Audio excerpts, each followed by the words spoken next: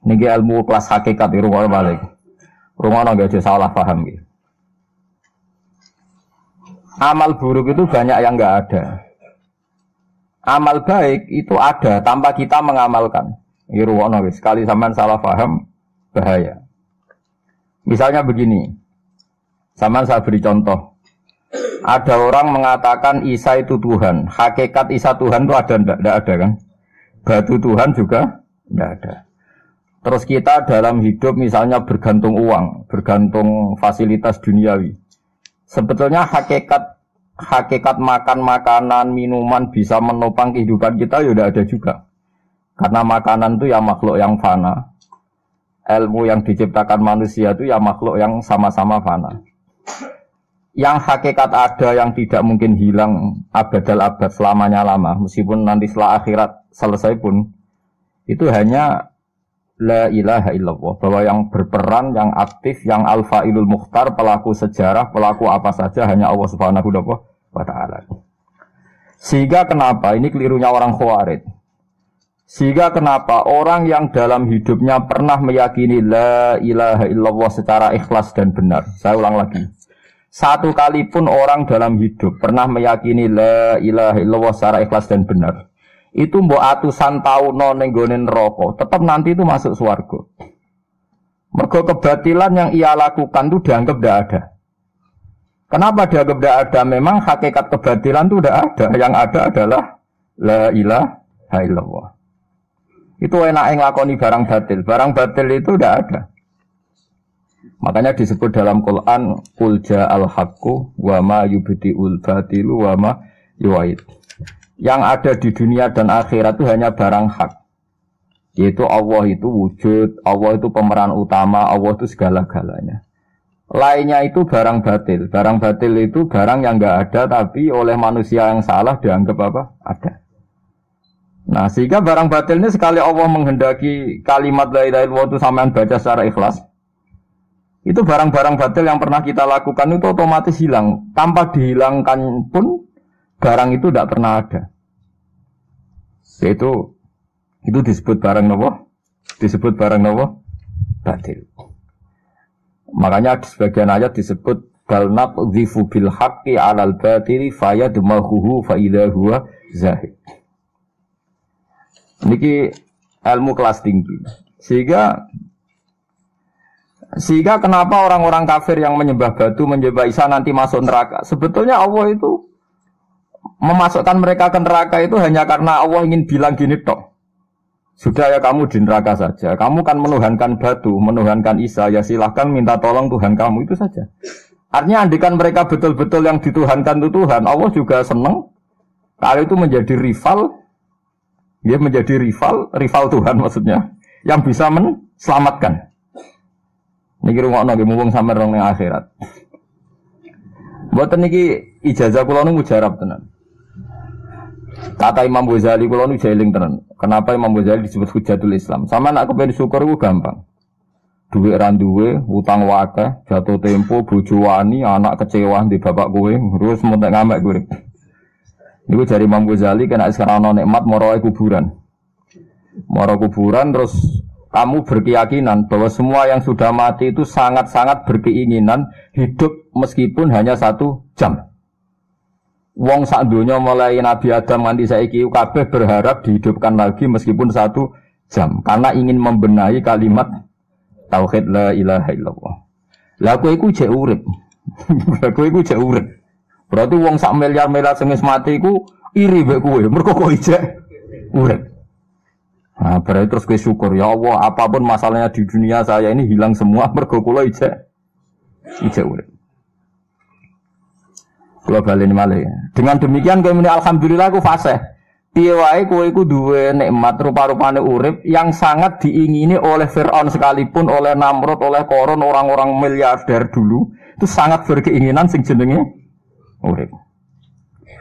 Lah kowe nyatane sakniki napa? Ijek urip. Berarti ini luar biasa. Paham napa? Luar biasa. Ini tak warai ilmu tauhid itu. Terus nanti setiap saya ngaji, setelah selesai sampean baca dijiwai.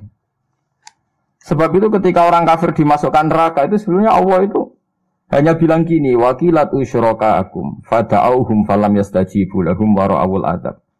Tidak apa-apa, kamu sekarang masuk neraka, kamu tidak menuhankan saya. Kamu minta tolong sama Tuhan kamu.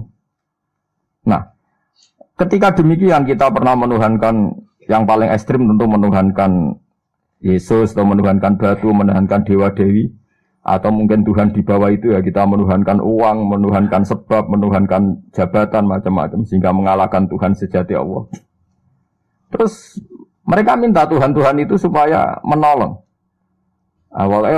Walhasil akhir cerita itu wadolla anhum ma kanu yaftarun wadolla ankum ma kuntum tasubun wadolla anhum ma kanu yaftarun itu di Quran diulang-ulang dengan beberapa redaksi. Akhirnya hilang apa yang kalian kira ada. Oke, akhirnya hilang apa yang kira kalian ada. Misalnya kita mengatakan bahwa hidup itu harus makan, harus minum. Ternyata nanti di akhirat tanpa makan, tanpa mikun orang hidup. Makanya itu hebatnya ulama, hebatnya ahli sunnah, hebatnya nabi. Nabi itu orang mukmin itu dilatih. Kalau lesu ya makan, kalau ngantuk ya tidur. Tapi kita diajari ada makhluk hidup yaitu malaikat yang tidak makan, tidak tidur. Paling tidak meskipun kita itu kalau nggak makan lemes, kita tetap tidak mengatakan tanpa makan makhluk pasti mati. Karena kita berkeyakinan diberi akidah. Ada makhluk yang namanya malaikat, nggak makan, nggak minum, tapi hidup. Sehingga meskipun kita mengalami kalau nggak makan itu mati, tapi tetap menyisakan satu keyakinan bahwa makan itu tidak syarat hidup. Buktinya malaikat nggak makan, hidup. Paling tidak dengan keyakinan itu kita tidak mendewa-dewakan harus makan. Nah, itu cara Nabi mengajarkan kita. Faham gitu. Terus ini saya ulang-ulang. Makanya disebut wadolla anhum. Apa yang mereka kira ada itu dari awal tidak ada.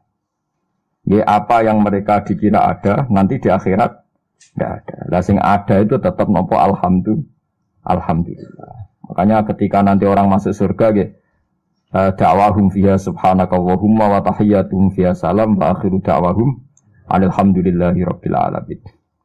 Ini penting kula aturaken. Terus sakjane salah niku ra dikepenak. Itu sebabnya kenapa orang yang kafir mulai cilik sampai tua ketika meh mati kok nglafadzna la ilaha illallah, satu kalimat ini akan menghapuskan kekafiran di masa lalu. Kenapa kok bisa hapus? Karena kekafiran yang masa lalu itu omong kosong semua. Ya toh mengatakan Isa Tuhan ya omong kosong, malaikat Tuhan ya omong kosong. Ini omong kosong semua. Barang itu kalau hakikatnya kosong hilang karena ada bukti memang enggak benar. Itu kan gampang untuk menghilang. Itu padha karo wong mending ngene. 3 miliar ambek 3 miliar. Iku padha karo 5 rupiah. Bariku glemeng meneh. 1 triliun mbek 1 triliun padha karo 500 rupiah. Omongan glemeng itu kan ya wong edan ngoten kan. Berarti sak urip-uripe muni Isa pangeran ya edan. Muni liyane pangeran itu kan omongan ra penting semua. Meskipun yang disebut tuh miliar triliun tapi kan cara guru biji busa kan gampang dobong ae wong ndak. Tapi malaikat bagian katabah, bagian nulis itu rawani ngobong la ilaha illallah ben kuwalat tapi pangeran. Makanya saya pastikan sekali sampean nglafadz la ilaha illallah itu benar. Malaikat sing sentimen mbek sampean pun ndak bisa bakar itu. Kualat den. Paham ya maksudnya? Paham ya? Jadi jelas guys niki kenapa kalimat itu begitu dikjaya. Paham ya? Begitu dikjaya. Lah soal kita ngalami di zaman akhir. Orang lafadzkan kalimat itu dianggap bid'ah terus tukaran. Ya kita semua ngalim bingung kalimat itu salah apa dianggap napa bid'ah. Wong kalimah disifati thayyibah, sing lafadzno dihukumi nglakoni bid'ah. Lah sing diarani bid'ah ya ora trimo pisan, malah gawe hadis palsu. Fadilail wiridani malah palsu hadis. Sajane cara padha warase ngoten ora perlu debat bulet ngoten. Padha warase lannya kono nganggo kapasitas ulama, kita pakai kapasitas apa? Ulama terus kita diskusi baik-baik. Di kula baleni malih nggih. Kenapa kalimat thayyibah disebut kalimat baqiyah? Dalam istilah Quran wal baqiyatus sholihat. Baqiyah itu sesuatu sing abadi. As-sholihat itu sing layak, sing apik, sing selalu duwe eksistensi. Soleh manane layak. Layak iku mergo wujud. Ya kalau baleni malah tak wari filsafat ilmu hakikat. Sing darani layak ku sitok mergo wujud. Nak barang ora wujud itu jenenge dilafatno tapi mboten layak. Jadi barang ana sing dilafatno tapi ora layak, ana sing ora usah dilafatno tapi wis layak disebut sholihat. Saleh maknane apa? Layak atau punya eksistensi. Misalnya begini ya, kalau tawarai ya, ben sama nang lafatno la ilaha illallah itu benar. Ketika manusia itu menganggap, yasumu maknanya menganggap itu sesuatu tidak ada tapi dianggap nopo, ada. Itu jenenge menganggap. Ketika manusia itu menganggap bahwa tidur itu penting, kalau orang tidak tidur itu maka dia akan lemah. Kalau orang tidak makan itu dia akan mati. Sebetulnya semua ilmunya manusia itu menganggap, karena diulang-ulang oleh satu kejadian, kalau nak gak mangan itu lesu, nak gak turu itu lemes. Terus dia menganggap kalau gak tidur itu orang mati, kalau gak makan itu orang mati. Itu ilmu yang dikatakan oleh para ahli hakikat hanya menganggap itu sah. Karena anggapan manusia salah itu sah, keliru ya sah, benar ya sah, tapi ya hanya anggapan. Tapi dalam ilmunya Allah Ta'ala sing abadi, kehidupan itu tidak bersyarat makhluk itu harus makan, dan Allah bisa membuktikan itu lewat Allah menciptakan apa? Malaikat. Nah sehingga semua ilmu selain ilmu hakikat itu dalam bahasa ilmu hakikat disebut kita menganggap, kita merasa tahu. Bukan saya tahu, tapi saya merasa tahu. Nah, liane kalimat la ilaha illallah itu semuanya begitu. Kita merasa tahu bahwa kira-kira begini, kita melihatnya begini. Tapi sing hakikat, sing gak bisa dibatalkan bahkan oleh malaikat sekalipun, niku namung kalimat la ilaha illallah. Nanti disebut kalimatu haqqin 'alaiha nahya wa 'alaiha namut wa 'alaiha nub'atsu insyaallah taala minal amin. Karena yang dikatakan hidup itu roh. Roh itu tidak butuh makan. Ketika jasad itu mati, hancur, itu rohnya kan masih hidup. Dia pindah di alam ulya sana. Roh itu hayat itu dari kata roh. Roh itu maknanya hidup, hayat maknanya hidup. Roh dan hayat ini satu sistem yang kita tidak tahu, yang tahu hanya Allah. Ini tidak butuh makan. Sing butuh makan, butuh utang, butuh bodoh itu jasad. Paham ya? Roh ora tau utang, ora tau gadekne BPKB, paham ya? Enggak melok-melok dia. Makanya ketika jasad kakean pola itu roh nyesal. Kok ngatasnamakan saya demi hidup sampai diruangi utang-utang wong, diruangi uripe bulet. Toh saya bisa hidup tanpa hutang. Lah iku manusa iku aneh. Makanya disebut alam rohaniyin itu sudah. Nah, ketika kita mati itu kan yang mati itu jasad. Jasad itu mati, rohnya sowan Allah. Tapi kita secara bodoh mengatakan kita mati. Loh, yang mati itu siapa? Hanya jasad kita, roh kita tidak mati. Yang soal Allah itu roh kita. Tapi kita bilang kita mati. Ya berarti kita bilang kita mati, ya kita mati. Menurut bahasa manusia, kalau kita sudah tidak ambekan, tidak makan, tidak minum, disebut kita mati. Tapi alhamdulillah kita ini mukmin, meskipun bahasakan kita mati terus bahasano mungkin-mungkin disepunten pangeran niki ruhe nembe sowan, mungkin diwelas. Intinya dene ramuni mati. Paham nggih? Mulane malaikat ngurung anak pidatone kiai sing lepas jenazah ya bingung. Perkarane dilepas niki pun mati, mboten saged napa-napa, ra iso njuk sepuro jenengan, ra iso salat, monggo kita salati. Iki sedongakno sakniki ruhe sowan pangeran mugi-mugi selamat. Jare mati, jare sowan. Sowan kan artinya mlaku-mlaku sowan kan. Nah, tapi misalnya mbok bahasano nganggo ilmu sing ekstrim kados kula, nganggo ilmu kelas berat kan malah diguyungake. Bahwa jasad ini mati, ini tidak penting karena jasad rohnya masih hidup. Maka kita tidak perlu nyolati mayit karena tidak pernah ada mayit, karena rohnya masih hidup. Kan dianggap edan bareng kan. Makanya sebaiknya orang ilmu hakikat itu tidak perlu jadi kiai. Semoga kayak kula jadi ulama tapi rasa jadi nopo. Ya, jadi kiai sampai anak sing ora paham detail-detailnya alam roh sampai alam nopo? Alam nopo? Jasad. Nah, itu keliru itu penting karena kalau tidak keliru itu tadi. Paham sih kalau maksudnya. Nah, itu disebut Nah, kalau sama tanya, lalu roh itu di mana Gus? Ya nggak ada jawabannya. Wong Rasulullah saja yang orang paling pinter di dunia, orang paling tahu wa yasalunaka 'anir ruh qulir ruhu min amri rabbi. Roh itu urusannya pangeran. Makanya kalau sekarang sampean pertanyaannya gini. Waktu gale guyonane Siti Jenar. Siti Jenar itu ya ana pinter, ya ngawur tapi ana pinter. Dene iku ora tau salat. Sing salat ruhe jare. Dadi ora tau sujud, sing sujud jare ruhe. Yen darani wali songo iki goblok. Wali songo iki gobloke ra karuan jare Siti Jenar.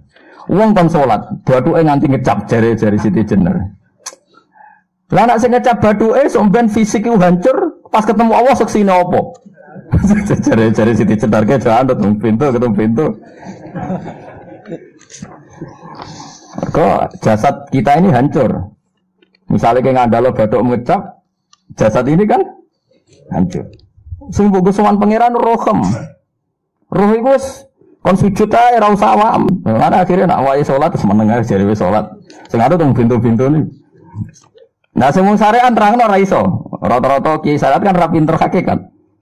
Mau ngamuk ngono to murtad kowe. Nah nek ngamuk to. Hasil wong syariat kan apa? Ngamuk. Ngamuk ngono, stresan nerangno ngamuk. Ya akhirnya gak sambung kan. Akhirnya gak sambung. Tapi saya pastikan ajaran Kak Siti Jenar itu sesat. Sesatnya adalah wali-wali yang alim, termasuk wali songo yang alim itu bilang begini. Ketika bathuk kita dikokon sujud ning pangeran, kita sujud itu sebetulnya bukti bahwa fisik kita itu tunduk sama perintah roh. Karena roh kita sujud, roh ini menyuruh fisik kita juga ikut sujud. Jangan jadikan fisik ini rivalnya roh. Itu kita gobloknya Siti Jenar. Kalau roh kamu sujud, fisik kamu tidak sujud, namanya rivalitas. Berarti kowe de jisim, duwe wadak sing ra nurut roh. Berarti rivalitas. Lalu jasad kamu itu sing mimpin sapa kok gak nurut. Lah ini mulane sing rada-rada Siti Jenar tobat mulai detik ini, Pak. Karena ya buatan tak ajak mikir sama paham ya. Jadi ini permainan ilmu kelas tinggi paham ya. Kayaknya nggak tahu mikir toh. Diwarai kok. Ben kok kemudian alhamdulillah aku fase. Paham ya. Paham ya. Makanya andekan malaikat itu kok sujud ning Nabi Adam. Ketika Allah nyuruh, "Hei para malaikat, saya menciptakan manusia namanya Adam. Setelah jadi maka kamu sujudlah." Itu malaikat sujud.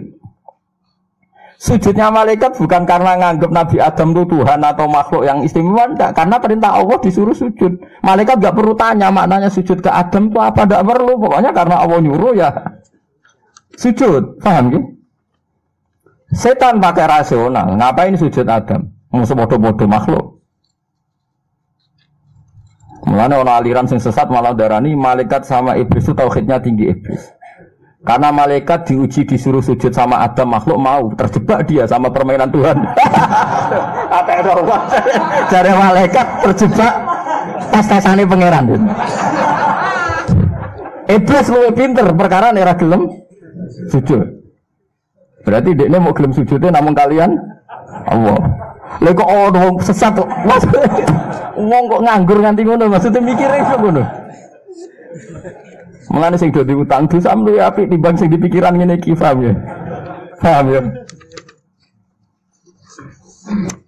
Jadi malaikat terjebak permainan Tuhan, jadi dites gak lulus ya. Itu ngeri kalau nuruti alin-alin ngoten.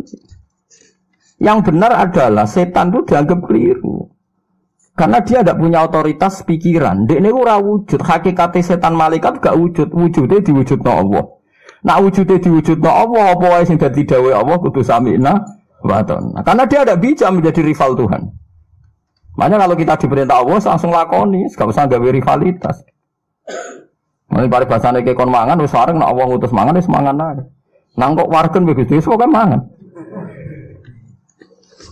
Nek mangan ya ora mangan, pokoke kon nurut. Lah itu kelirune Siti Jenar. Dia lupa bahwa dengan mengatakan jasadnya tidak perlu sujud, mergo sok ben dihisab roh, dia bikin rivalitas antara roh dan jasad. Mula nate maca aliran Siti Jenar mulai yang versi Arab sampai versi tulisannya wong-wong bingung-bingung itu. Sing luwih bela Siti Jenar timbang Wali Songo. Bahkan dalam cerita itu seakan-akan Wali Songo lu kasut mergo jare Siti Jenar dipateni wangi terus diganti asu macam-macam lah cerita ngono. Mula nu peneliti ra kabeh, kula ra kaya Kiai Mustofa niku ora apa ya ngono. Gak jelas roe tapi jelas dadi kiai ini. Enak ngoten niku. Jadi ya ana wong ilmune ra pati akeh tapi jelas dikiyaino. Kalau ilmu akeh rapati dikiyaino. Jadi kekeliruan ini mergo ngoten niku nggih. Memang ilmu hakikat itu jelimet. Tapi sampean harus saya latih. Jadi sampean ngaji ning kene ya suwi tuwa supaya kenal sithik-sithik. Lah nanti makanya menghilangkan barang batil itu mudah sekali. Karena barang batil itu hakikatnya tidak ada. Mbok ana wong muni sak miliar ditambah 1 triliun jumlahe 5 rupiah. Mbok sing disebut angka sak miliar, sak triliun lafaz ini ndak ada.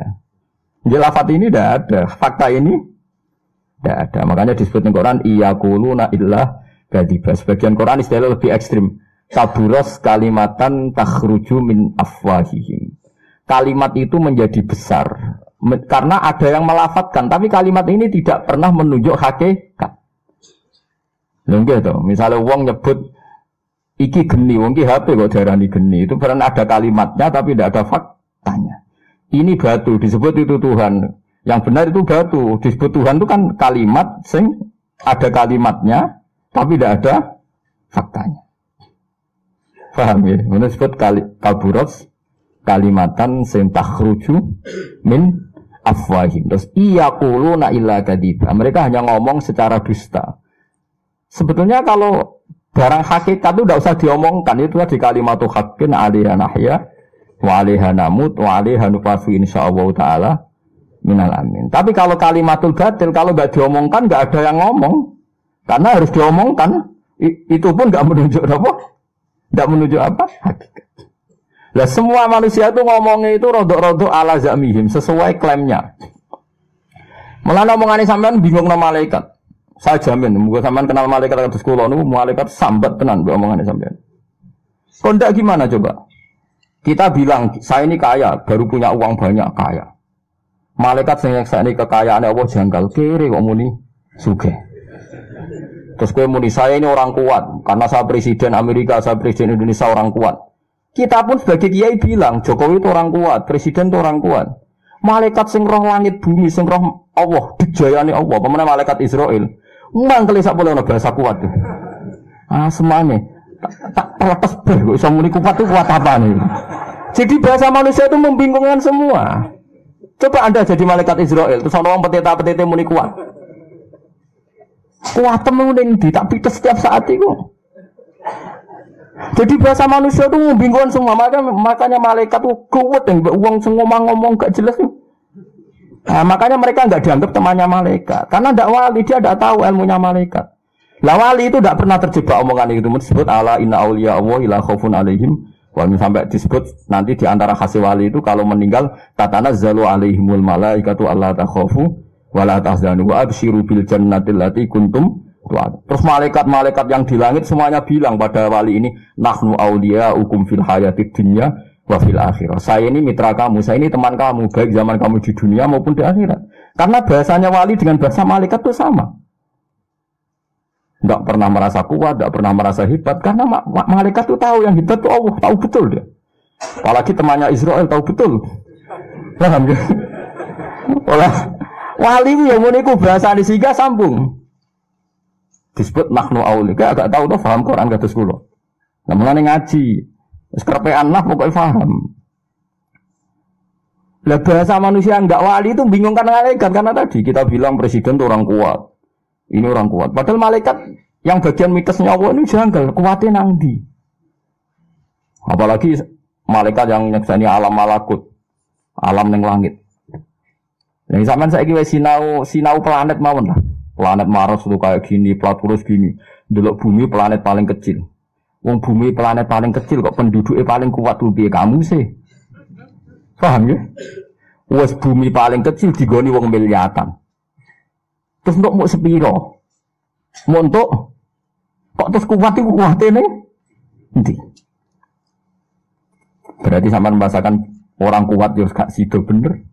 Orang itu ilmuwan, orang paling pinter di dunia. Pinternya ning ndi?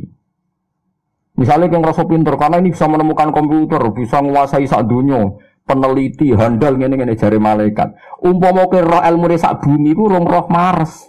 Aku sing nata Mars, tukang jogo. Artinya umpama ke roh tenan bumi ku rong roh planet lain dan kehidupannya di sana. Apa meneh alam malakut, alam roh. Misalnya alam kematian itu butuh ilmu 99, alam dunia mau butuh sitok. Ngendikane Nabi bandingan ilmu dunia sama akhirat itu 99 banding 1. 1 dibagi wong sak dunia. Nah, mulane Nabi Musa ra wis nabi, salah ngomong di pangeran tersinggung, nek urusan lafaz ngono iku tersinggung. Nabi Musa ra kekasih pangeran. Mulane nek sampean ngaku ngerti kudu ngerti, nek kowe ora ngerti maksudnya. Paham ya, dadi besok mulai saiki nek kowe muni ngrasa ngerti, maksudnya ngerti nek kowe iku rapati ngerti. Dadi diterusno. Jadi sebenarnya atape malaikat Israel. Tak goblok kowe kok ngrasa ngerti. Ya saya tahu bahwa kita orang lemah terus ngoten. Dan gak tersinggung dan paham. Nabi Musa itu suatu saat dia khutbah. Kita alat ilmu hakikat. Nanti setelah itu sampean baca kitab yang saya ajarkan di sini gampang. Khutbah dia karena merasa alim betul. Ada orang tanya, ya kalimah Allah ya Musa, man a'lamu ahlil ardi. Padahal yang tanya itu sudah benar. Man a'lamu ahlil ardi. Menurut Anda orang paling alim di dunia itu siapa? Fil ardi, yang di bumi ini siapa? Pertanyaannya kan, siapa yang paling pintar di bumi ini siapa? Nabi Musa jawab, ya anak saya. Itu pangeran tersinggung. Di semua riwayat kitab-kitab hadis sahih disebut Islam yaruddal ilma ilaihi, karena Musa tidak bilang yang paling pintar itu Allah. Padahal Musa enggak pernah terlintas bahwa dia rivalnya Allah atau sawah karuan lah, corong Jawa itu Allah karuan, jadi tidak perlu dibakas. Mulane wong Jawa saking suwene muni ngono suwe ra bakas Allah. Angger lara nemen wis donga njaluk Allah. Ora iki jele goroban, tapi nek Allah ngersakno mari wis suwe malah dadi suwe-suwe lafaz Allah dianggap wis suwe dadi repot wong Jawa. Akhirnya malah ra bakas napa? Allah. Akhirnya Allah tersinggung. Ketika tersinggung langsung saat itu juga Allah negur. Bala ya inna abdi kata Allah, Musa kamu salah, saya punya hamba yang lebih alim ketimbang kamu. Dasar Nabi Musa penasaran, kok ono wong luwih pinter. Ya Allah saya harus bertemu dia, kok iso ono wong luwih pinter timbang aku. Nah tenan akhirnya be Allah dipertemukan be Nabi Khidir. Cara wong ahli kungfu nganggo 3 jurus tebak-tebakan Nabi Musa ora tau menang. Ora usah nganti 10 jurus. Jurus pertama Nabi Musa yo kalah, jurus kedua yo kalah, jurus ketiga kalah. Mulane jare Nabi Khidir pertama ketemu Nabi Musa niku. Ya mulane Nabi Khidir senane nglamun. Wah dekne lugu ning farwatin khadra. Farwah niku lemek, khadra iku ijo. Terus mulane disebut Nabi Khidir senengane santai-santai teng kene napa nggih cara mriki karpet hijau. Tapi di sini orang karpet mbok bantah turune nanti malah repot wis. Angel ngaji mbek Om Mu'tazilah wae angel. Tak kata tukune kapan utang tak kredit ae malah repot. Padahal zaman akhir gede barang kas apa kredit karpet tukune ning ndi. Zaman akhir uang tukang analisis, tanggane tuku sepeda motor tok dhuwit konti. Wong rezeki kok pangeran tak kono konti. Mulane wong alim mesti ning donya dianggap goblok. Kulo nak ditanggo melarat, tuku mobil, tuku sepeda motor, kulo ora janggal. Kulo niku wong mukmin, wong alim. Dadi pikiranku pangeran ngersakno pira wene. Tapi wong analis sing cerdas ora sing ngono. Kok bisa gaji segitu beli mobil? Dadi wong alim kok dijak ilmu. Nah, akhirnya kalau kulo masih jadi bodoh. Kuwi kok ora janggal lho ana ngono. Lah kuwi wong alim ora janggal dunya, janggal ning ndi? Cara aku nek pangeran ngersakno ora ana sing mokal. Paham? Tapi saya ahli analisis itu sudah kepinter. Dari mana dia dapat itu? Sengrok paling kredit, sengrok untuk hasud sederhana, hasud itu sederhana. Nah hasudnya kelas tinggi, wah paling make up, paling rental bendaran di sugar, semacam-macam. Tapi lucunya neng ilmu nih manusia, sing pinter analisis itu sudah kepinter. Nah neng ilmu nih wali ora, omongan ra penting. Mergo wali langsung eling Allah, isi ngono iku kersane pangeran, terus isi ngono iku kersane pangeran. Tapi kita sih dianggap bodoh. La aksaru ahli jannah al-bulhu, ake-ake bodho swarga bodho-bodho niku. Maksudnya bodho kaya kula niku lho ora bodho sing. Ora bodho supermanen niku mboten. Oh ana niku wong sing bodho cara Allah iku malah pinter-pinter cara dunya. Nah cara kula ya ora janggal lara marap sugih terus ana kiai kadang-kadang maksiat, ana preman ujug-ujug tobat kula ora janggal. Nah wong kan jang kiai kok ternyata berbuat gini. Ana wong preman kena kula ora janggal. Innal huda wah ya wis ngono kan gampang. Pancen lagi entuk daya. Nah ana kiai kok kepleset maksiat ya nek cara kula ya model bodoh. Ya sepanjang orang nabi, orang maksum wis ben salah. Kenapa? Sebabnya apa? Mesti ada sesuatu. Wali dijak ngomong pintu ini kan ra iso. Akhirnya kita sidagep bodoh. Maksudnya aksaru ahli jannah al-budu. Akhirnya bodoh suatu bodoh ini ki orang bodoh permanen ku mau lagi. Lho sampean tak terang kok kita ora ikhlas.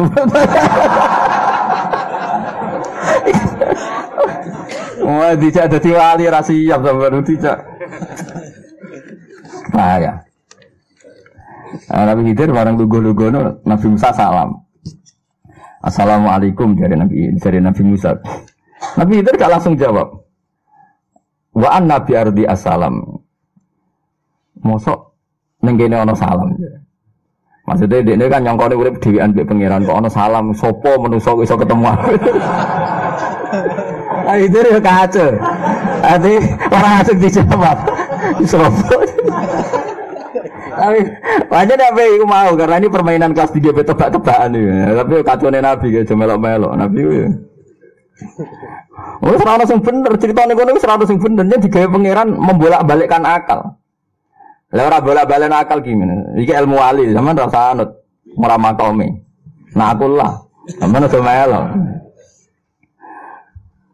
Ajare Nabi Musa bareng takok, aku duwe kawula saleh pinter timbang kowe. Lah seputi Gusti carane kula ketemu piyambake. Soale kowe golek iwak. Sing wis mbok goreng, sana to.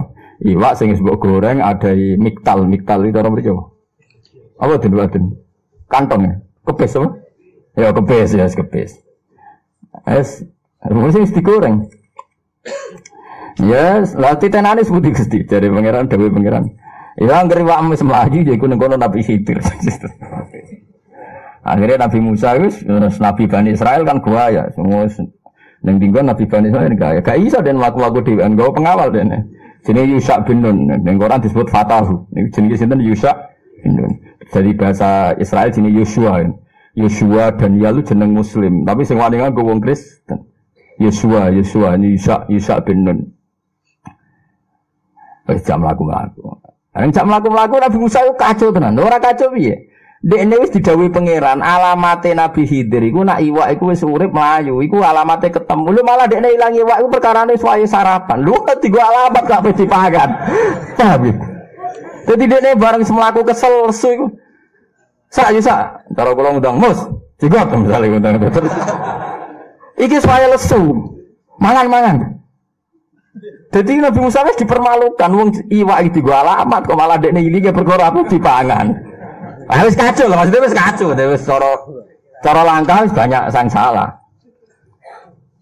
Jadi Isa, waduh, Nabi Musa pesen nambah Isa.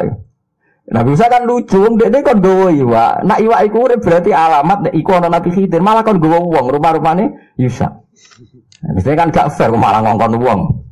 Untung pangeran Nabi ada ngedikan ngoten cara kula, malah ngongkon uang. Tenan, akhirnya Yusak cerita. Waduh Nabi Musa lali kula. Pas nang desa mriku, kawasan mriku mau. Iwake pun muncul. Terus Nabi Musa, lho kok ora ngomong. Ya Nabi Musa yo salah. Salah iku ndek sing dialamati malah kon gowo. Akhirnya yo pas ana kejadian gak roh. Terus jare dzali kama kunna nabki. Ya iku sing tak goleki momen iwak mlayu ku malah kowe lali. Jari Yusa, kowe ora gelem bodhe kok aku lali.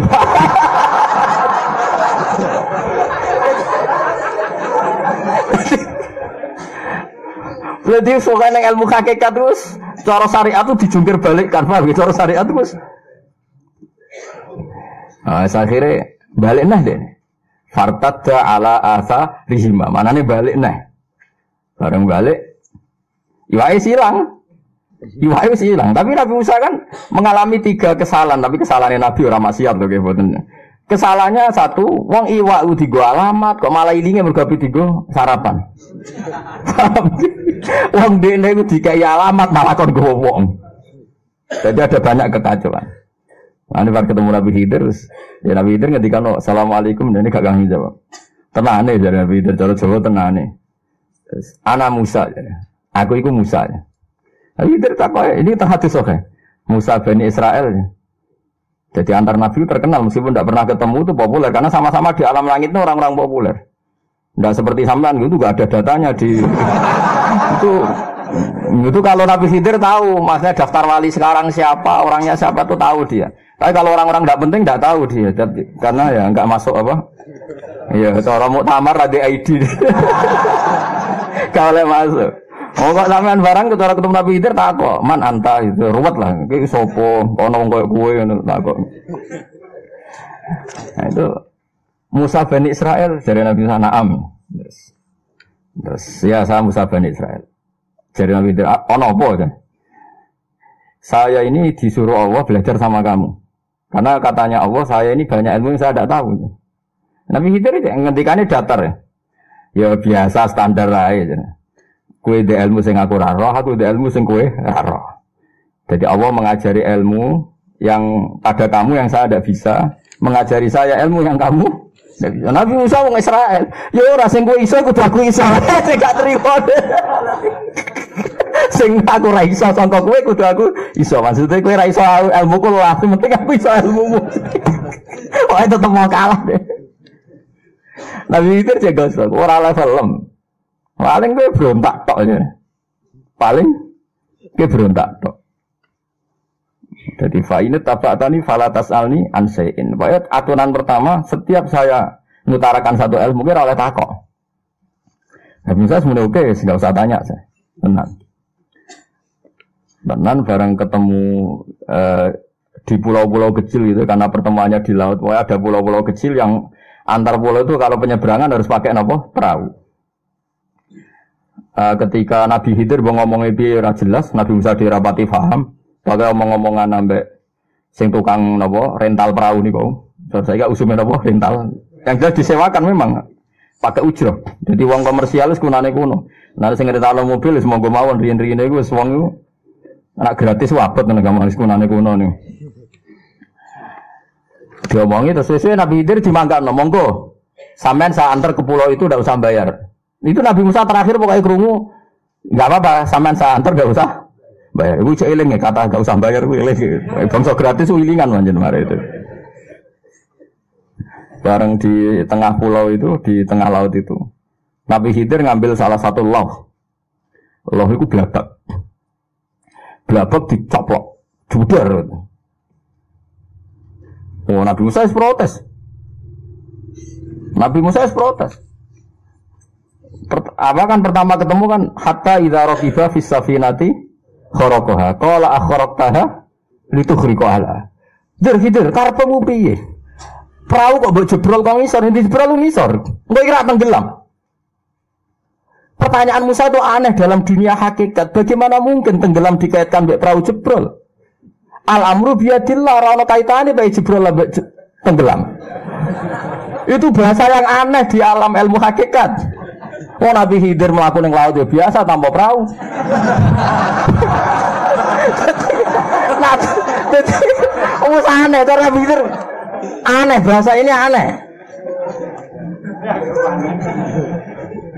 Mulane cara Mustafa matur pangeran Gusti kula ora betah melarat. Kula ora betah ra duwe dhuwit. Malaikat itu aneh. Orang enggak punya duit kok gak siap kok gak kuat. Aku biasa jare malaikat. Itu sebabnya doa-doa orang enggak punya uang dibiarin sama malaikat. Karena bagi malaikat itu tidak masalah orang enggak punya uang itu sehingga nganggep ini tidak darurat. Paham ya? Loh cara malaikat susah ya apa ora di duit. Udah ora butuh ngopi, ora butuh macam-macam. Wanit Nak donga aja ngono goblok tak warai carane itu. Kowe nek butuh dhuwit. Donga ngene, ya Allah, saya ini butuh rahmate jenengan. Niku malaikat lah butuh rahmat. Mbok sebut dhuwit, nggo apa dhuwit? Nanti Allah yang terjemah sendiri maknane rahmat iku dhuwit. Wah, aja malaikat. Lho tak warai, ben kowe ro sandine antar malaikat to, Bang. Lah Nabi Khidir selama ini kan biasa mlaku-mlaku dhuwur laut tanpa napa?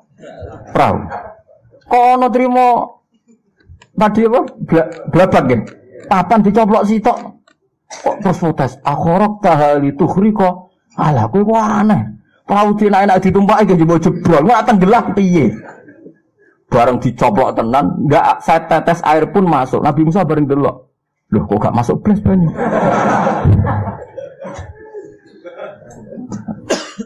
Bareng Nabi Musa pas janggal ana manuk emprit, manuk cilik lah kowe. Ke Indonesia ana manane emprit, padahal yang Arab mau emprit ora ya ora roh. Kowe akhir manuk cilik jare napa? Emprit. Sing roh sapa? Pas iku manuk emprit itu manuk kecil tadi ya di perahu itu terus jupuk banyu teng nakara maknane jupuk banyu nakroh iku sak kenapa? Mboten sak cucukan niku. Ilmu mbek pangeran kaya iku jare.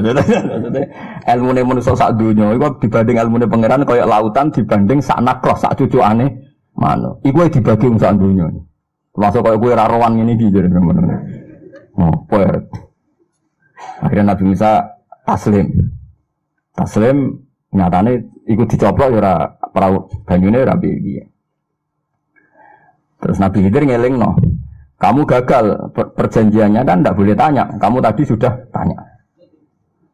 Perjanjian Nabi Musa cek la tu akhidni gimana sih itu? Ya wajar aku lali spontan.